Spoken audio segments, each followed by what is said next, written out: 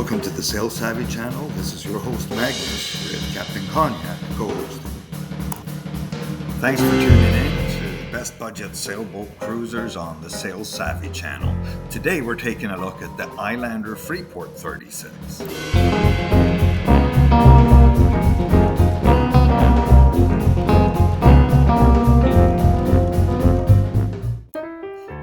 A deck salon before the term was popularized. A functional, roomy cruiser with classic lines and elegance. Those in the know can see Bob Perry's trademark. Everything about this boat is big and roomy. Mr. Perry avoided the lure of sleep so and so many adults and instead made use of the space as a couple's cruiser with great entertaining and modest guest abilities.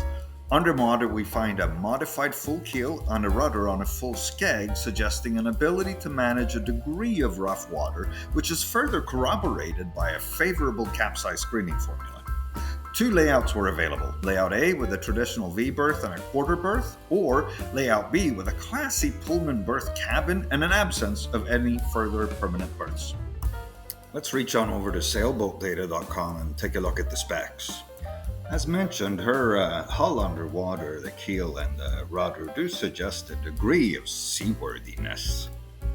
And although quite beamy, she just taper off quite rapidly towards the fairly narrow transom, particularly down at the waterline, which helps prevent the boat acting like a bobbing float on top of the waves, but rather cut through them a bit better. Nothing really stands out in the specifications, except for me personally, I would prefer a shallower draft, even understanding that that would mean a hit performance and perhaps comfort-wise. She has a reputation to sail really well, and that's corroborated by the sail area to displacement ratio.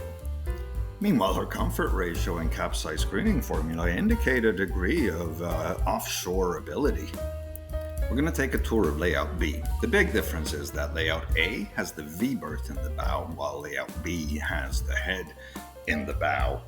The layout A also has a quarter berth under the cockpit lazarette. We're going to start the tour in the bow, where we find the head, followed by a very generous Pullman berth to port, and an equally generous clothes storage to starboard. Continuing aft is the salon, with a straight settee to starboard and an L-shaped settee to port, followed by a massive galley, and to starboard the nav desk tucked nicely into the corner. Cockpit is as roomy as would be expected from such a big roomy boat, and it terminates in a fold-down swim ladder platform that turns the whole boat into an open transom modern cruiser. It's a wonderful boat, and it doesn't come up for sale that often. I have seen them now and then for anywhere between $35,000 and $75,000. Thanks for tuning in to this episode of the Best Budget Sailboat Cruisers. Hope to see you again next time, and until then, myself and Captain Cognac are standing by on channel Sail Savvy.